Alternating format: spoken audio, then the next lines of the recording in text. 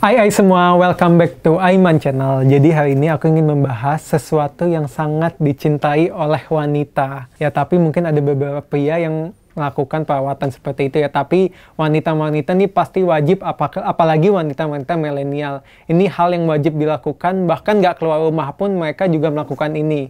Yaitu mengenai make up.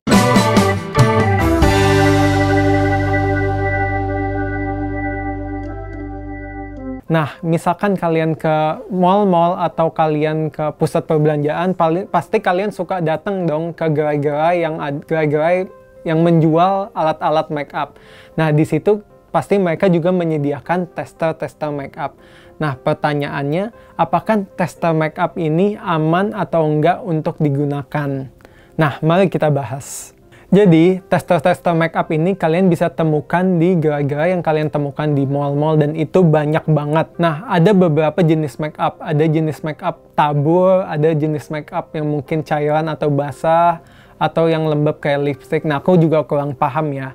Tetapi yang pertama kalian harus tahu, semua jenis make up dapat menularkan kuman-kuman atau penyakit. Tetapi memang jenis-jenis yang kering atau seperti bedak tabur gitu lebih kecil penularannya dibanding yang lembab seperti lipstick.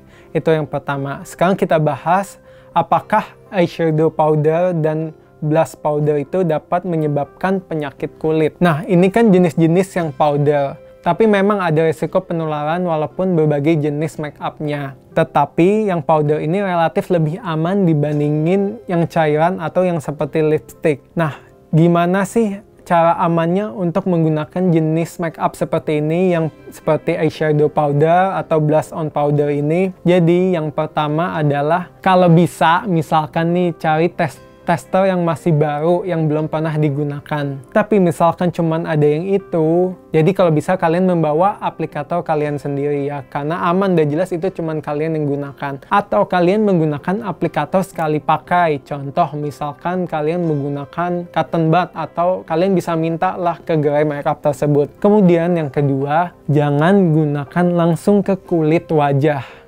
Kalau bisa kalian cobalah pakai di tangan atau dimanapun, jangan gunakan di wajah atau di mata. Karena banyak banget kasus, contohnya nih eyeshadow powder kan resiko banget penularan kumannya ke mata. Banyak banget yang dapat menyebabkan infeksi mata. Bahkan pernah ada kasus gara-gara alat make up ini terjadi infeksi di mata sehingga menyebabkan kebutaan, dan ini kasusnya ada. Jadi hati-hati banget menggunakan tester-tester make up. Lakukan pencegahan-pencegahan yang tadi aku bilang. Selanjutnya, apakah krim atau skincare ini boleh untuk dicoba? Kalau ditanya boleh atau enggak sih boleh. Yang kayak tadi aku bilang, kalian boleh minta tester baru misalkan ada untuk berjaga-jaga. Misalkan kalian mau pakai, jangan langsung pakai di wajah kalian. Kalau bisa kalian pakai di kulit tangan, itu lebih aman. Itu yang pertama. Terus selanjutnya, untuk menggunakan jenis yang skincare atau yang cairan, kalau bisa jangan langsung menggunakan tangan langsung. Menggunakan aplikator sekali pakai. Contohnya cotton bud yang tadi aku bilang. Karena banyak banget kasus penularan penyakit ini dari si alat-alat makeup ini. Kasusnya itu bukan cuman kasus yang ada di kulit aja. Contohnya, misalkan kalian menggunakan krim, terus tiba-tiba ada orang yang pakai tangan dia, terus kemudian kalian pegang tuh pakai tangan kalian juga, terus kalian usap tuh ke hidung atau ke mulut atau ke wajah. Nah, bisa aja ada bakteri-bakteri yang di tangan sehingga menginfeksi ke tubuh bagian dalam, dapat menyebabkan flu, atau bahkan bisa aja misalkan orang habis COVID-19 nih lagi kayak gini, terus di tempat alat make up atau penyakit-penyakit lain yang ditularkan dari droplet, terus kemudian kalian pegang tuh alat make up-nya, terus megang hidung, megang mata, atau megang mulut, bisa tertular juga, nggak cuman penyakit-penyakit kulit.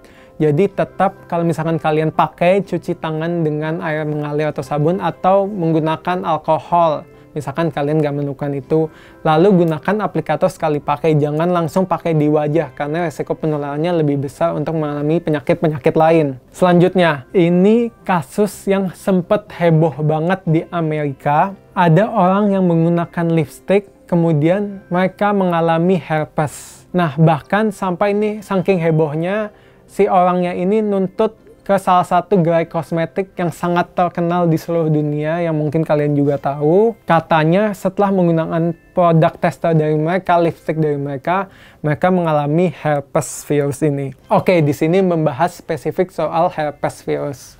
Jadi virus herpes ini virus yang sangat rapuh, yang nggak bisa bertahan lama di luar ruangan atau luar tubuh. Tetapi tetap saja ada resiko penularan dari alat-alat seperti lipstick ini walaupun kecil, tapi tetap aja bisa. Nah, memang ada kasusnya orang yang menular melalui lipstick ini, tapi belum bisa dibuktikan juga karena herpes virus bisa aja sebelumnya udah ada di tubuh kita, kemudian orang itu daya tahan tubuhnya jelek, baru menimbulkan gejala, tapi mungkin aja tertularnya lewat lipstick. Nah, untuk alat-alat seperti lipstick atau alat-alat yang kalian sebetulnya bisa bersihkan dulu dengan alkohol atau tisu basah yang mengandung alkohol. Kalian bersihkan dulu si alat make up-nya ini menggunakan tisu basah yang mengandung alkohol atau kapas alkohol agar kuman-kumannya banyak yang mati. Terus kemudian jangan gunakan langsung di bibir kalian. Nah, karena resikonya lebih besar untuk tertular penyakit, bukan cuma herpes aja, bisa penyakit flu atau penyakit-penyakit yang lain. Jadi, cobalah di tangan, jangan langsung di area wajah, karena itu resikonya lebih besar. Itulah cara aman menggunakan tester-tester di tempat make up. Yang pertama, yang terpenting, bawa aplikator sendiri, atau misalkan kalian nggak ada, ya bisa pakai cotton bud atau minta ke si gerai make up-nya. Yang kedua, misalkan kalian menggunakan alat make up, cuci tangan dulu. Karena bisa aja malah tangan kalian bisa menularkan ke diri kalian karena itu mungkin saja terjadi. Kemudian yang selanjutnya, misalkan ada tester-tester yang masih baru dan belum dipakai, bolehlah diminta agar lebih aman. Ya kan hitung-hitung mencegah penularan penyakit ya. Nah, itu sedikit info-info mengenai tester make up dan cara-cara mencegah penularan penyakit yang bisa aku sampaikan. Insya Allah bermanfaat untuk kalian. Thank you udah nonton video aku. Jangan lupa untuk komen, like, dan subscribe, dan support channel aku ya ai semua. Thank you for watching, see you in the next video, bye!